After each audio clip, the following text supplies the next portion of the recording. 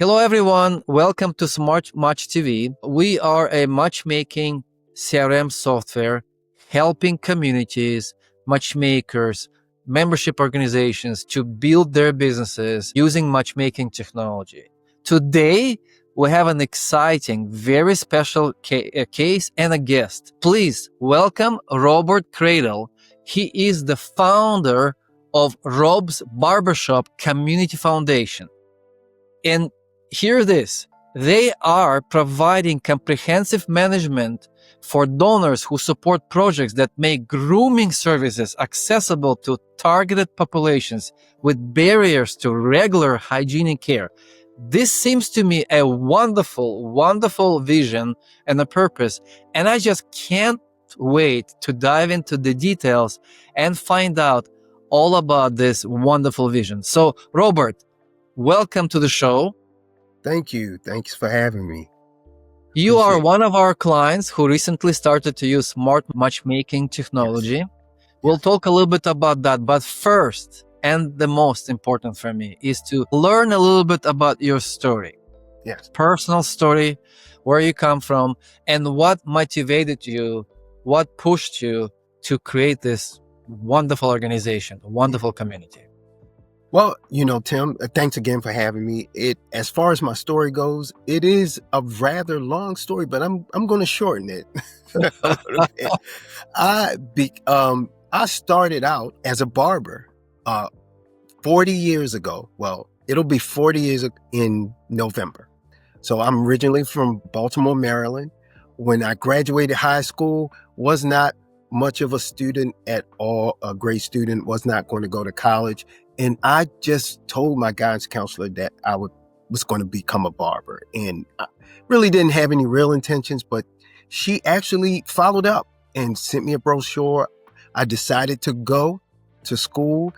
I became a barber at age 19. And I am 58 now. I became a barber at age 19. And after about 5 short years as a barber, I opened my own barbershop. And my barbershop was in Fort Meade, Maryland, which is near the Army base, but we were also near a homeless shelter. So about 13 years into having the shop, I met the volunteer director at the homeless shelter.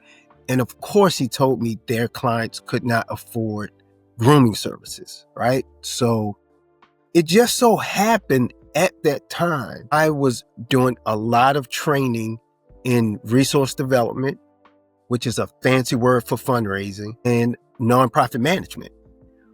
Why? Because I'm a business guy. Barbers have very flexible schedules. So I took a training, any financial planning, any extra education that I could get, I would just do, no college, but non-credit courses all the time. So since I was taking that training, I decided to raise money and pay my barbers. I had 7 barbers at the time, and pay my barbers to groom the homeless clients. And immediately, the customers loved donating to it. It really took off. And so with my training, I decided to go out and do more than just that nearby shelter, right? I decided to go out and assess other shelters, in the area. And when I say assess their needs, right? So I started assessing their needs and paying my barbers to go or inviting them to my barbershop. Shortly, maybe a few years in, I sold my barbershop and said, hey, I'm going to do this full time. I'm going to rely on my training, and I'm going to just do this full time. Shortly after that, so we're talking about 2003, around that time. Shortly after that, I decided to build barber and beauty shops right into those shelters, because I was like, hey, if I could do that, it would dramatically increase my numbers. The number of people being served, the number of people who can go to work, with a neat and clean appearance. The number of people can be employed with a neat and clean appearance. Go to school, because we were dealing with a number of children's shelters. So once we did that, hey, I became the guy who would build barber and beauty salons in homeless shelters, public schools, places where people don't have access to grooming. And that is my mission. That's my And mission. that's what you call projects, right? You're building, that's what you call projects. And look, you have number of projects performed to date, and that's the number on your website as of 24. But I think this is, it's impressive. You want to update that number today here on a live interview, it's fine. But the number of projects performed to date as of 24 was 50. 50. Yep. That's impressive. Yeah. Yes. So since 2000, we've done about 50 different projects. Some of those, half of those were barber and beauty salons built into those locations. It sounds like a unique project, though. Like Yes. it's a unique concept. I mean, I haven't heard that many times. Yeah. First time, to be honest, I hear the concept, and it's a unique concept. I have to tell you, really, congrats. Yeah, thank you. It's got the purpose, and it's got such a use, Yeah. such a useful purpose. Yeah. Well, again, half of those were these built-in barber and beauty salons. The other half were pop-ups. I mean, the rest of them were pop-ups or case management. Sometimes these shelters don't have the space, so we would just provide services off-site. We would create appointments, so it's more like case managed. But our job is to design a project. So we raise money, and then we design a project that fits that particular site. So from who do you raise money? Who are your investors, funders? Sure. We deal with a number of what they call institutional donors, your T. Rowe Prices, your Annie Casey foundations, just a number of your large institutional foundations. But then we have a small group of individual donors. We have what they call federated campaigns, which is federal employees, state employees can donate. So resource development is very comprehensive. So when you're raising money, you raise from a number of different sources, but our donors get to pick their project. So that's the location and the type of project. Right? Yes. So we have a menu, of current projects, and they get to pick. So year to year, we'll have a menu of current projects, and they get to pick our projects, or we will go after funding for specific projects. And how many are now on the list? Of 3. Right now we have 3, but now it's only 2 because we just completed one. So, one completed. And where was the recent one completed? Women's shelter in downtown Baltimore. I mean, women's shelter. Okay. Women's shelter. Weekly, we provided weekly services there. There we created a portable salon, one that they can move around, because they did not have a space. The actual shelter is in a hotel. Like in a truck? It's inside, so everything is on wheels. Inside of the truck, on the wheels, right? Right. So no truck. It's just in, they store it away and they can bring it out. Okay. It's kind of like, it's rolling hair dryers, rolling chair, portable stations, all of that. So we have had to do that a couple times because this was a hotel. They use hotels as homeless shelters here. And so we can't change anything there. We can't put in any extra plumbing, in certain locations, but many locations we did. Or the mobile portable concept was born. Yes. How hard is it to get funding? I know you must have gotten really good at this, by looking at your number.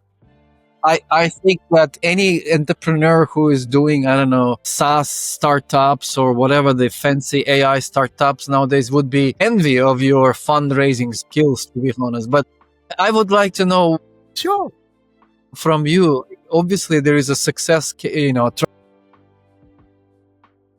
Well, we are still considered a small nonprofit organization. But we've been sustainable for 26 years. And that's real tremendous. So what does that mean? So how have we been able to sustain ourselves? Correct. How? Because, number one, yes, you get better at resource development as time goes on. You develop great relationships with funders where they want to continue to fund you. And why? Because you produce what they call outcomes. So the reason why we've been able to sustain ourselves is simply because of an impact. We've demonstrated impact over time, measurable impact over time. Yeah. These funders can trust us with their money. That's really at the end of the day, what is. So if we have a track record, a demonstrated track record, they continue to support us. So we have a very small group of institutional donors. We go to the well, a number of times, but it's all good because, again, we have great relationships with our donors. The producing the result parts, and I think this is critical in any business, or if whether it's nonprofit or for profit. Would you agree? Absolutely. You mentioned in the very beginning part of your personal story how you got into the business. You literally started your own business after a few years, right? You got yourself a first job, right? And then you couldn't help yourself, correct? You had to start your own business. So you were entrepreneur like very early in the job, right? It's very early.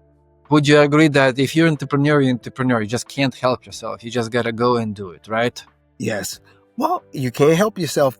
But again, I've been very fortunate because I've always been driven by need. I did not set out most people call it supply and demand, right? So I did not have any intentions of becoming a business owner, but you didn't. Okay. I didn't. No.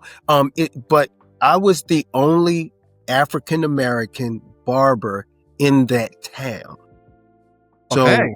What happened is, so I started out in a all Caucasian barbershop. I was the only African American in that town. Once the soldiers and then the townspeople realized there was an African American in that town. This was about 1988. Once they found out, then I was swarmed. So what happened is I had to leave where the barbershop and then open up and get help. So I was actually driven by the fact that I needed help, so. Isn't necessity is one of the main strongest, same thing in my case, necessity, sometimes you just have to do it because it's a question of survival. Yes. Supply and demand. Yes. Yep. Yeah. I just needed help. I was swamped. Yeah. Wonderful story. And becoming entrepreneur, how did it change your life, and how did that experience of starting your own business, having that necessity, is helping you now in building your projects and making your. Well, I mean, the main way it's helped me is because I was driven by the need, because I was driven by supply and demand. I'm always measuring, I'm always focused on what the problem that I'm trying to solve, right? Yes. Because again, I had too many people, so I needed help. So I just left the job and it expanded to a larger place. And in the nonprofit sector, it's the same. You have to go out, you have to measure need, and then you have to raise resources to solve that problem. So I'm never ahead. So how has it helped me? It's helped me to remain very sober in my work. You have to have a baseline. You have to have a need. You have to have a problem to address. You just don't create a business out of nowhere or just out of want or just because you want to, 100% can connect with. One of the reasons we're talking here is because obviously I managed to solve part of your problem, in matching and connecting your barbers, your community, your clients. So can we talk a little bit about the problem you're solving a little bit deeper, just to understand what is the real problem? Because on your website, I look at it and I know a little bit, but I want you to do your own explanation to our viewers because it's incredibly interesting. So how big is this problem? What are the numbers? I mean, demographic or psychographic, just please tell us, like, how big is the problem you got ahead of addressable? We call it in the business world, and I'm sure how big is the addressable market? I know it sounds a bit off here. How big is this problem? The addressable. It based off of our 26 years of experience, again, gathering data from all places, from where poverty exists. Exactly. The problem is really, it's immense, but it's really never ending. However, what we do is we only take small chunks of the problem at it. So Okay. Yeah, we that's also only- very practical approach. it's very practical. Yes. So we will only focus in on one agency. So we only solve the problem at one agency at a time. If an agency has 100 homeless people and 80% of them don't have access to grooming, we only solve that problem at that agency. And we may do 2 or 3 agencies or schools. Maybe the most has been in 1 year has been 6. So we will solve those problems at local public schools and agencies on almost really one at a time. And it's very touching. So we're talking about children, high Yes. school students, right? Yes.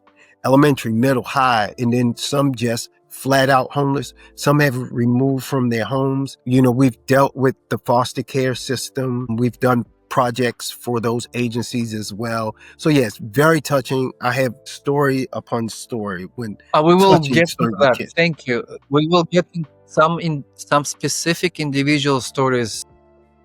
We cannot miss that. We will. Yes. Sorry, I'm gonna turn it off.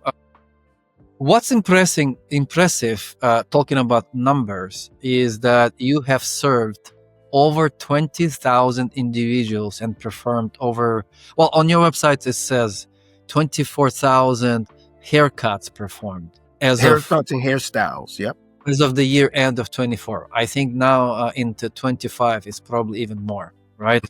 Yes. So hairstyles and haircuts. I'm sorry. Thank you for correction. These are impressive numbers, and so what's your overall goal? Do you have a goal that you want to reach, or it's more like, a case by case, agency by agency? It's case by case, agency by agency. I do have, with our new project that we use SmartMatch for, I do have a larger goal now. However, when it comes to providing services that aren't accessible for these populations, yes, it's agency by agency. And I just want to add real quick, those numbers are just for the time we manage the project. So even when we leave, those numbers continue. I only So you don't stay, right? You leave, you start a new one, and then Yes. Yep. Okay. So what we do is we will install it. We will hold the agency's hand. We will help give them technical assistance, help them manage it for sometimes a year, sometimes longer, sometimes shorter. Sometimes we may provide employment in the area as well as helping service the needed, Right. Well, so this is how we indirectly provide employment. Sometimes our budget allows us to staff those locations, but I'm going to give you some magic that I did not mention. So what happens is when we install these in a college or a homeless shelter, the population, they groom each other. So there's always somebody with the skill to provide grooming to the rest of the population. There's always a mother who needs to groom their children. So they use the Barber Beauty Salon that we built in there. So that's why I say the numbers continue even after we no longer manage the project. I mean, I think we can attribute those numbers to your efforts, to your Yes. approach. So those, again, what's on my website, it's only when we are there. It's only when we oversee. But again, some of the shops we've installed, we've done 10 years ago, and they're still there. So that means that's like 10x X numbers. Yes. So we're talking about 100,000. Yes. Yep. Easy. 100, as in like several hundred thousand. If Yep. we talk about 10x, this is even more impressive. Ladies and gentlemen, I was reading the website numbers, and I still look at the numbers and check this out, because this is very touching. Number of individuals able to attend their jobs, interviews with a neat and clean appearance, 4,208. That's just at the time when you were just, there. You were Yes. actually Yep. present. But then Yes. after that, years and years, they are able to continue with that. So this number can be multiplied by 10 Yes. or 20. Number of individuals able to attend their new place of employment with a neat and clean appearance, 3,561. And this is the most touching for me. Number of individuals able to attend school with a neat and clean appearance, 1,313. We are operating a shop at a school right now, at a high school right now. That's how many years? This is the second year, and it is actually student ran. I actually employ students to groom one That's another wonderful. and teach one another. Yep. That's They be- wonderful. yeah, So yeah. the problem is immense. Even in today's age, Yes. day and age, the problem still exists. It hasn't. Do you think it has improved over years, as when you started the business, in terms of the number of homeless people needing this kind of attention, this kind of service, or not? Has it improved? I think it's improved in those agencies where we've built barber and beauty shops, right? I think it's improved in those specific locations. Overall, again, that's why I'm with SmartMatch now. I want to make an overall improvement, a large improvement. Right now, our projects have been in the Maryland, Delaware, Virginia, Washington, D.C. area, just at local agencies, veteran shelters, like I say, homeless shelter, women and children. We've been very targeted, but I want to expand those. I think I've gotten a way to expand those numbers, and again, it comes through matching. It really comes through matching. Let's talk about matching and about the technology. So your entrepreneurial spirit here plays a big role. You found us. I mean, we do marketing and social media and this and that, but you came to us, you found us. What is the problem you're trying to solve with our matchmaking technology? It's very customizable, as everyone knows. It can be customized pretty much to any case, but in your case, what is the problem you're trying to solve, or how you want to scale your business using smart matchmaking? So, well, the problem I'm trying to solve is I want to increase the participation of barbers and hairstylists, who provide outreach to those populations. Sorry for the stuff. No problem. Let's dig it. This is a live interview, Yes. So what does it mean, outreach? I just want to share with everyone. It's very, very simple. So let's jump back a little bit. So initially, I used to just employ a few barbers and hairstylists to provide grooming services. So that means I would do maybe a couple of 100 people a month, if that, not even close. But then I started building barber and beauty salons into those shelters. That shot our numbers up to the thousands, right? So now if I can recruit and match more people who want to do what I do with agencies, then I can dramatically increase those numbers even more. Got you. That's not it though. Okay. That's not it.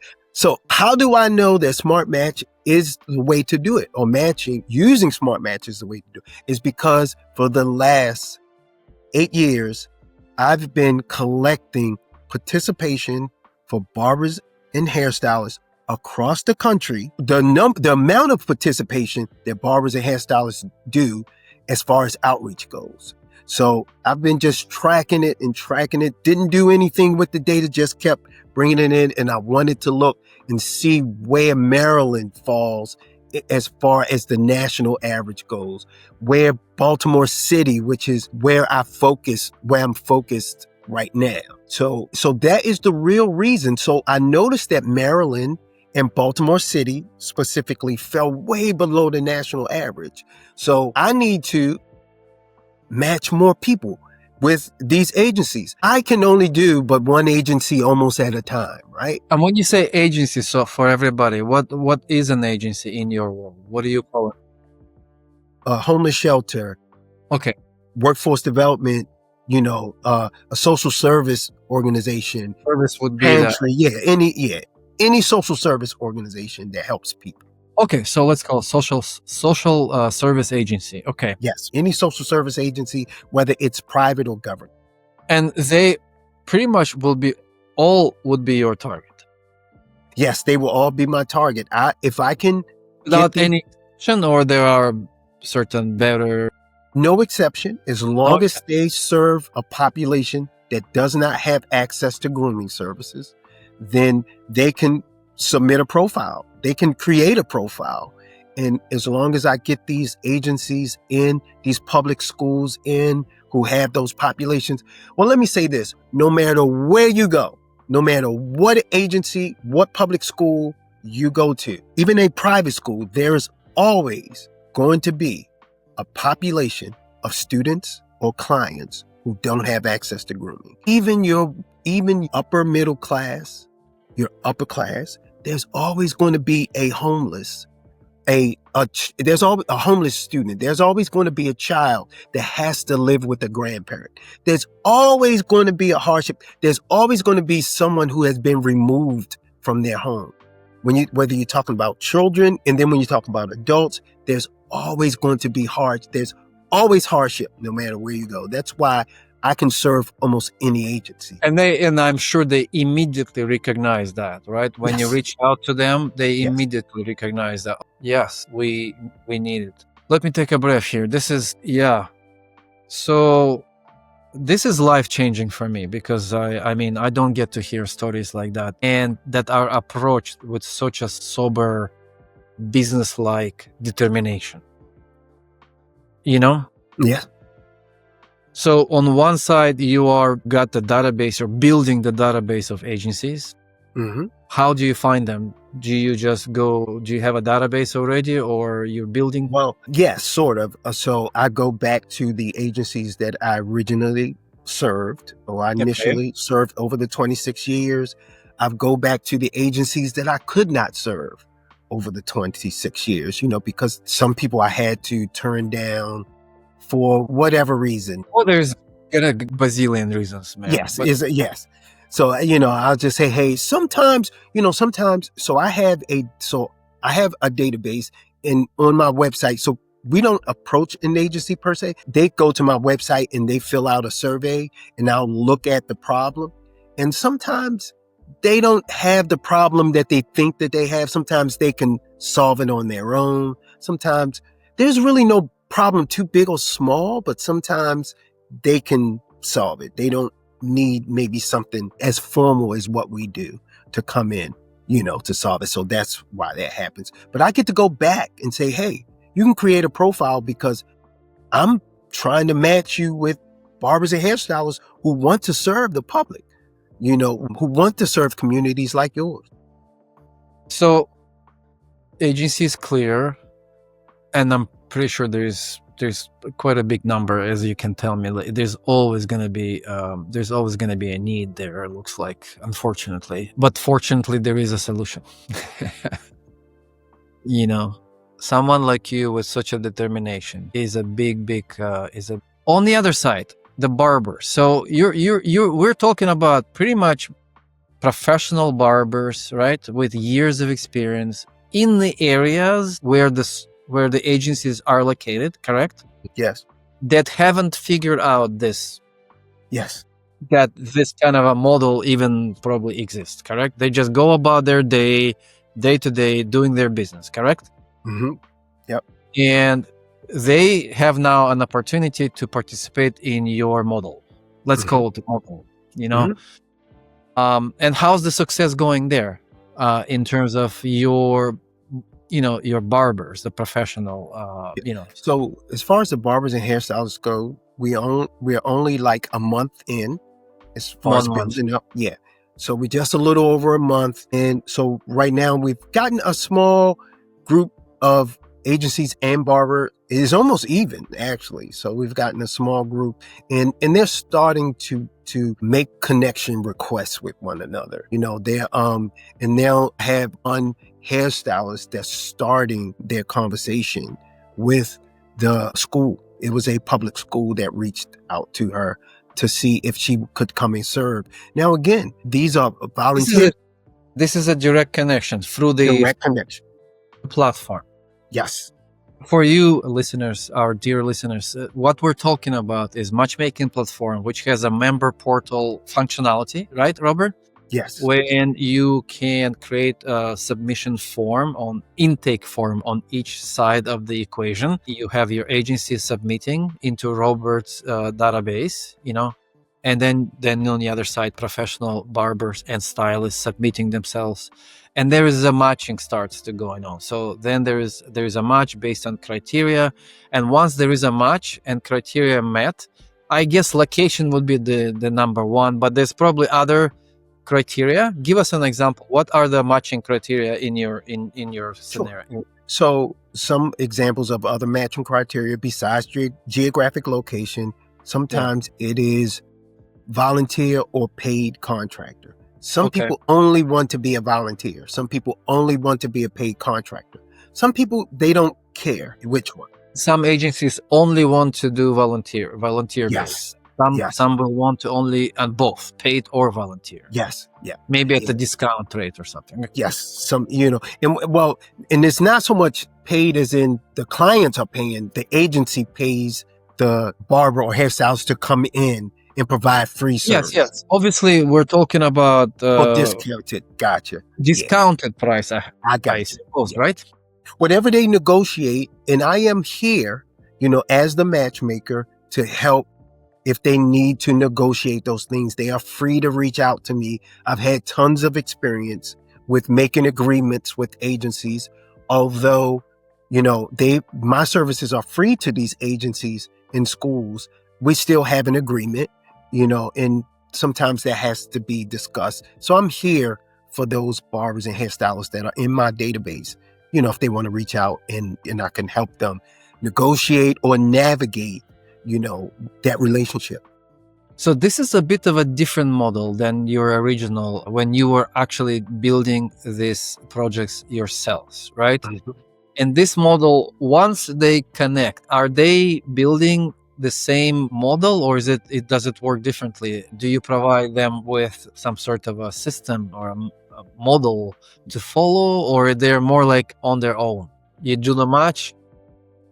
They are free to negotiate or like I say, navigate on their own. I do provide a how to make your relationship successful tips. So I'm starting to organize tips that will go out through email. I'll send out a blast to all the clients on both sides. So I'm going to submit tips to them regularly. Hey, remember, have everything in writing. Remember, you should have a direct contact person who has the authority to allow you to come in, or who has access to that pot. Just little tips I think that would be helpful. So that's as much technical assistance. Your vision though is to scale this idea, this purpose, correct? With the matchmaking platform, your idea is to leverage the technology to scale beyond your personal, involvement. Am I right? Right. Exactly. Beyond. Or am I wrong? Where are you? Beyond my personal involvement. So again, up to this point, it's always been my personal involvement. Exactly. Yeah. So now I want to scale beyond my, I'm at retirement age. So I was thinking about the correct retirement project. And that would be myself connecting these people and having a less of a physical involvement, because I'm winding down. Time is only so much limited, right? But you will be there present with your tips, coaching, mentorship, newsletter. There is that you can give, absolutely, no doubt, on both sides, agencies to find the right service and vice versa, help the service who wants to give, who wants to get involved, the right Yep. approach. How did the technology help you here specifically? What is it that how would you rate your experience with SmartMatch team, with SmartMatch technology? Any numbers to share, maybe, or how many hours or what saved, like similar to how I gave you the number of what are you hoping to achieve with it too? Like, there's a lot of questions. So yeah, so how is it helping you with productivity, I suppose, Well, time savings? my experience has been, and this is not just blowing smoke, has been a 10 out of 10 with SmartMatch. Thank you. I was really struggling with how am I going to build this platform, and just knowing that that was a sort of a ready-made platform that I could use would just change the game. And it was really nothing out there that kind of compared to SmartMatch. And now I'm somewhat tech savvy, but not to the degree where I can code a website, right?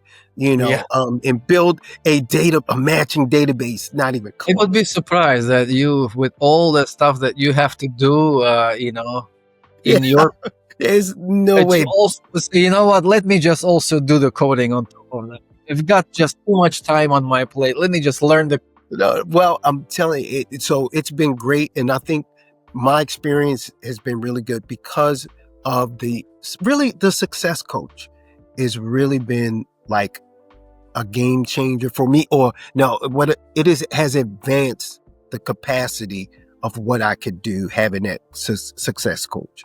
Learning Our success manager, you mean, Nikolai? Success manager, yes. I mean, I think that the fact that comes with the subscription is, comes initially with this subscription is, it's perfect, man. I mean, it's, and it's really is, it had me a year early. I thought that I would be where I am now a year from now, Yeah. So my funder is actually very surprised that I'm at this point this early. So it looks very good on my end that I've been able to start almost 12 months ahead of time, Yes, so. you don't have to basically code or hire people, to find people, pay people, maintain, retain, all the headaches that come with. Man, it's just no way. This is exactly what a practitioner like myself needs. We just need the platform and the training, and you can let us go. It's customizable enough, and Yes. yet you don't have to build anything from scratch or hire people, because it comes with a success manager service, a personal success manager working with you on your use case. And I suppose you had quite a few meetings. You went over all the settings, all your matching criteria, the purpose, what the goal you're trying to achieve, correct? Yes. And, you should have seen before I found SmartMatch, I had to submit to my funder like a business, like a whole long business. I forgot what the title of it was, but it was, I had to lay out every single thing that I needed to do to build the platform. So I had to do all of this research, and then I found you guys, and I actually found you guys at one time, and then I came back, and after doing that research, the SmartMatch looked different to me because I had to dig in to create this. I think it was called a business resource sheet or something that they wanted me to submit, and I had so much to.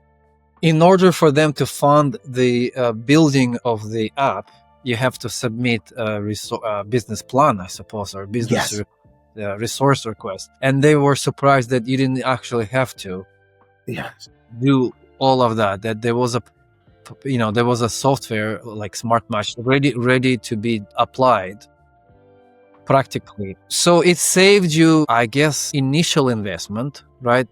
Not only the amount of money that the funder would have to provide, but also the time it would take. Mm-hmm. Probably a year at least, or Mm-hmm. more. Anything close to this, at least. We have been building it for like almost 10 years. So, but you would probably do something simpler to start with. But still, I can imagine you'd saved, years of time and labor and investment. And Absolutely. now that it's implemented, how productive it is for you in terms of day-to-day operations? What is it doing for you and on a day-to-day time, productivity?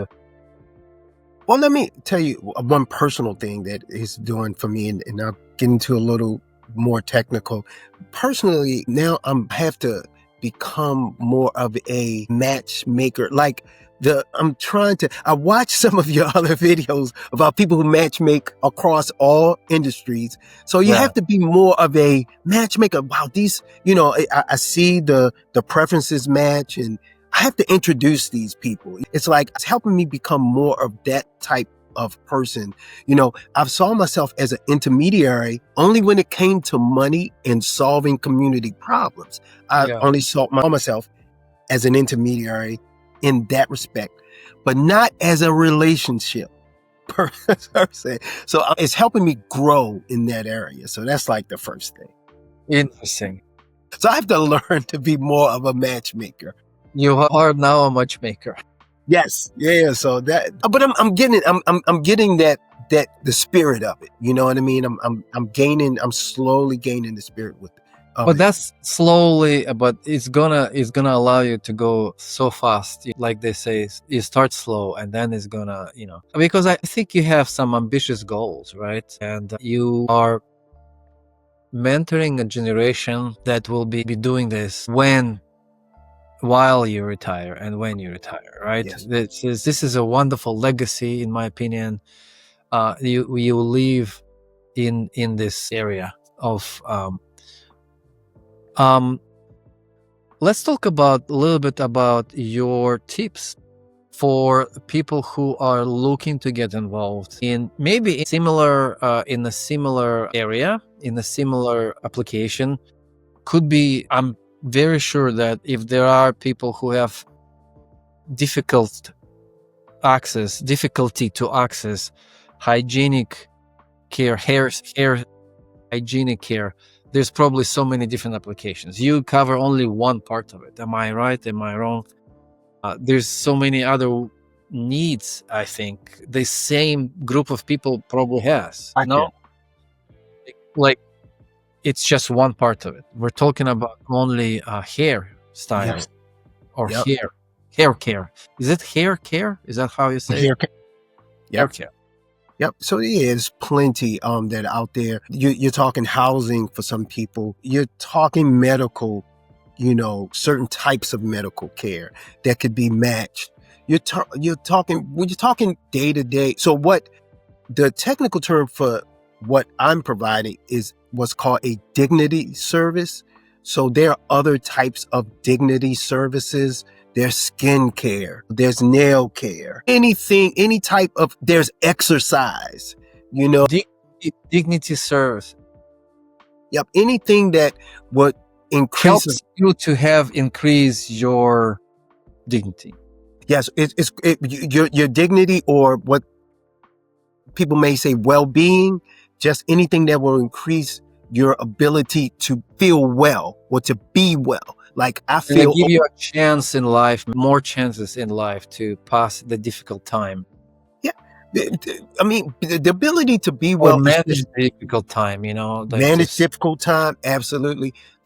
So the ability to be well or to have well-being is just you waking up saying, hey, I like what I see in the mirror. Hey, I feel like I can conquer something today.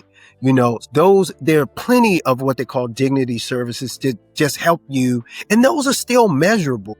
But there's plenty of dignity service where you can wake up and say, hey, again, I like what I see in the mirror. I feel strong today. I feel like I can make it from point A to point B today. somehow this is indispensable. Like somehow your appearance, your physical appearance, your physical health and well-being makes a big change in your behavior. It makes you dream, makes you hope, makes Yes.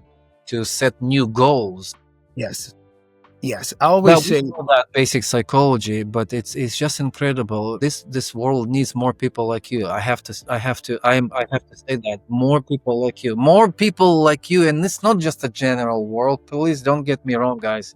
It's not just, oh well, I have to just say it to compliment. No, but it's a lifetime experience in entrepreneurship, into building something from scratch, surviving, like you said, the necessity, going through the necessity and going to the next level, scaling up, helping others at this stage of life. I think it's a life well built, well lived. And of course, I wish you so much more to be done in this world, because it is a, how many people could just because of this have a new goal in life, a new stage in life, a new hope in life?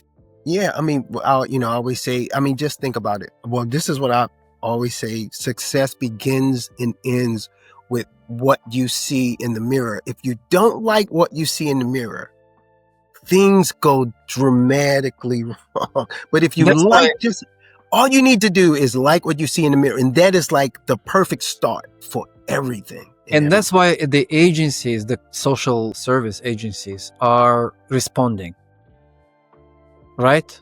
I mean, Yes. they're responding to this. They understand this, right? Yeah, plenty of agencies provide jobs. They provide a lot of things, but they can't provide. They But they can't can't. do the Exactly. appearance of the person. They can send them on the job, but they can't. They don't have any like ability to deal with the But they person's. understand that it makes a huge difference, do they? Yeah, absolutely. They Eh, you totally know, understand. they totally understand, and they Yeah, respond. they would do. They do. They do. Yes.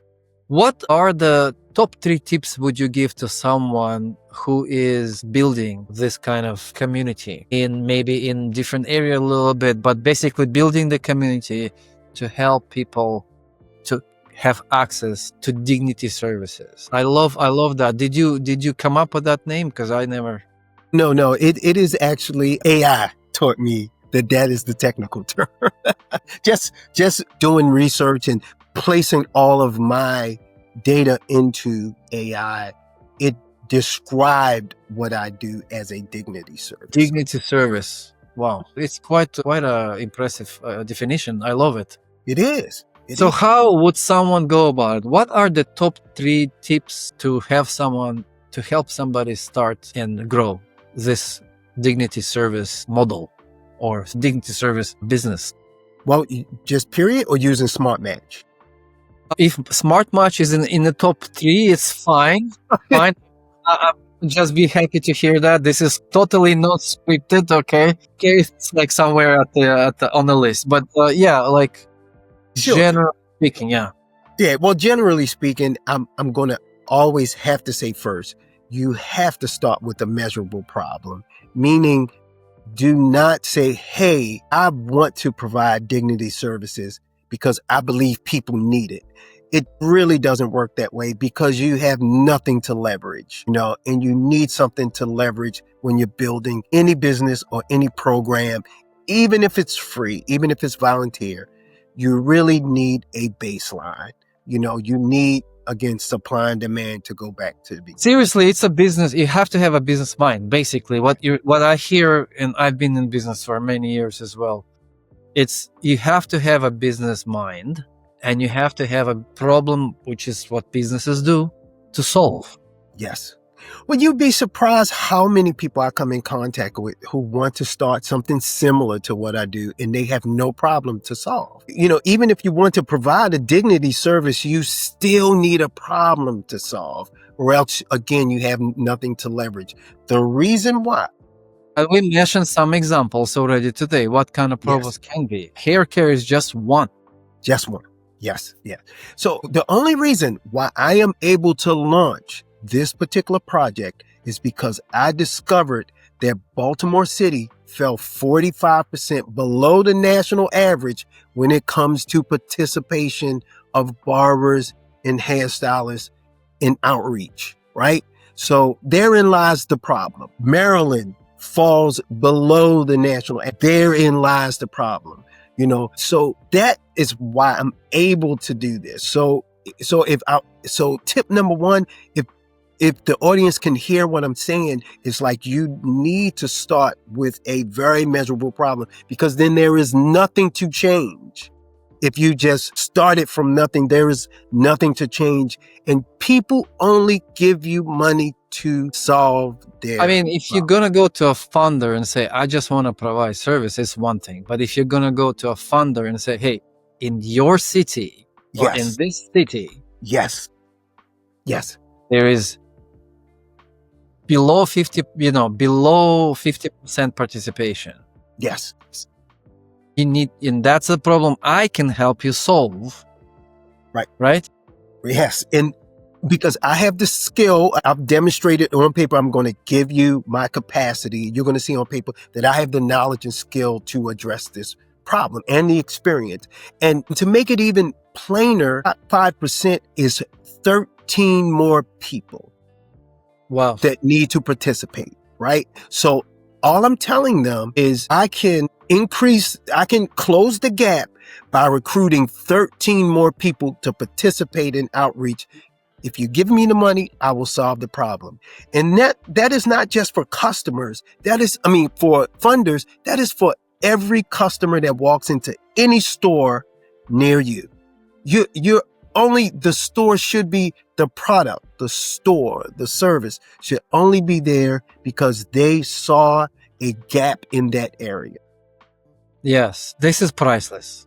I mean, and I hope all the new starting entrepreneurs or community managers can hear this. Community is there not for just a beautiful world. Community is there to solve a problem or add value.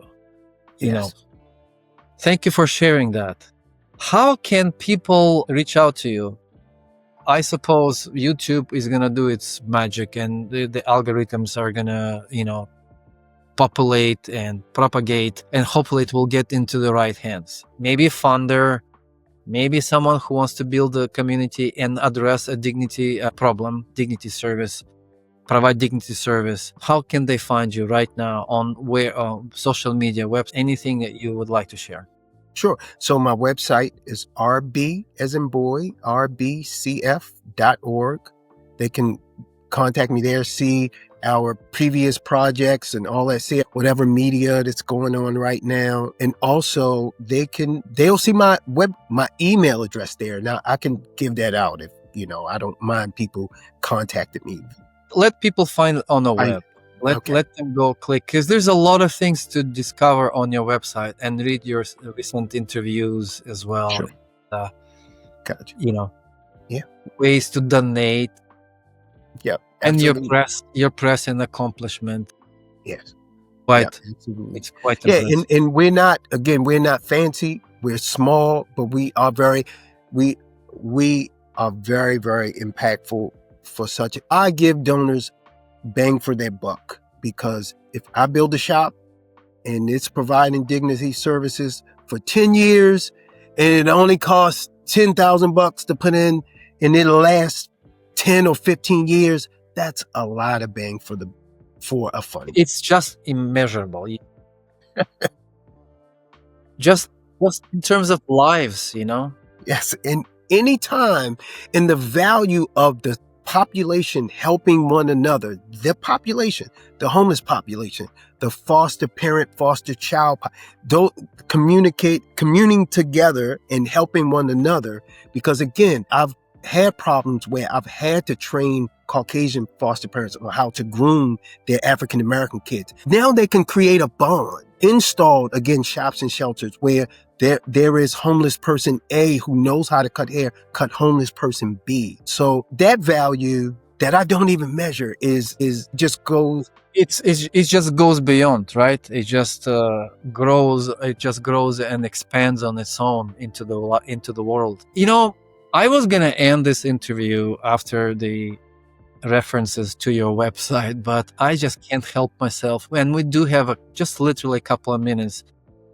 Can you tell me one or two, if you wish, personal stories where you, in all these years, saw some miracle because of your some miracle in terms of change? Okay, with someone, could be a young man, could be a young woman, could be a family, you choose. But I just can't help myself. Like, let's hear a very personal story like that, where someone's life was changed. Sure. Well, one of the largest. And this is not Hollywood movies, everybody. No, This is it's not. It's not. No, and it's a sad story, and I'll try to do maybe 2 quick ones, that way I can end on the upside.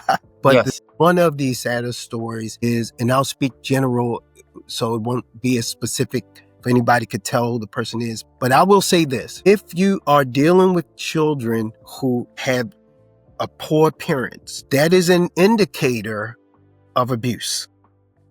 So we've had children in our projects that was a client of one of our projects. We were able to get close to them because they lacked access to grooming. And one of the reasons why their grooming was poor is because they were being abused and they want to look ugly. They don't want to bathe. They don't want to do their hair because they are being abused. The only way we found that out is because we got close. They were in one of our projects, and we got close to them because they were referred to us. Hey, we have a, here's one of your caseload, person on your caseload, right? So you can find things out that are need to be, and of course that child was removed from the home and the person was prosecuted, right? So when you have these types of projects or these types of programs or these dignity services happening in these agencies, in these public schools, you get closer to the children, you get closer to the clients, and you can see what happens there. You don't intervene, you notify the correct person, but these things, these dignity services, when they're there, they can solve problems beyond just a haircut or hairstyle. So, I would never guess. Like this is what comes from the field, from the practical case like that. It happens. So this kids. How old was he? It was 12. 12 years old. 12. Mm-hmm. What could have happened, right? With over time, right? If it wasn't solved, or if the kid was not removed. Yes. You find out why the grooming is poor. There are reasons why their grooming is poor. Sometimes it's not money. Sometimes it's this. In this case, it was partially money.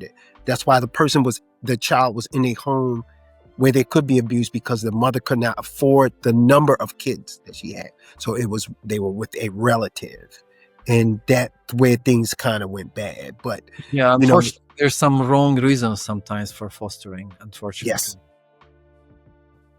There are so many different barriers. There are barriers of sometimes people are mentally ill and they will not groom themselves. Sometimes it is money.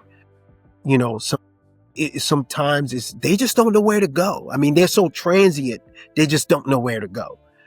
So there are several barriers that we remove, by just, again, building a barber and beauty salon where the population is. Now, by increasing participation, the more relationships that I can create, the more dignity services can be provided. And again, the more I can close that gap. You have states like Texas and Florida and California who have very good participation when it comes to barbers and hairstylists.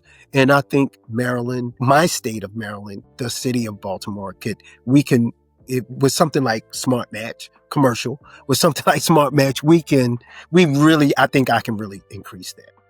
I am so glad to hear that we are part of your mission. And we're helping this mission, your wonderful, difficult mission, I would say as well. But it's a difficult mission that you deal with such a sober, business savvy approach. It has no chance. It has no chance to survive. You are just killing it. And I am learning on this call a lot as well.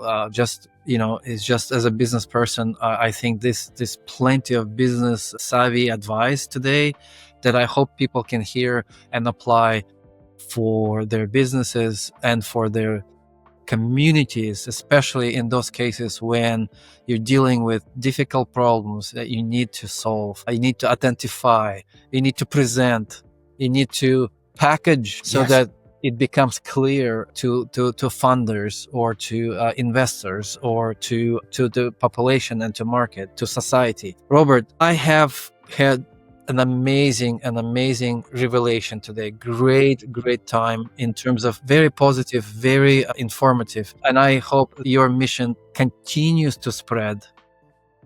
And this was Robert Cradle for Smart Match TV. Peace. Thank you so much for your time, everyone. Tune in again, click subscribe. And by the way, look at the description, click the links, join and donate, participate. Be part of this wonderful mission. Thank you. Awesome.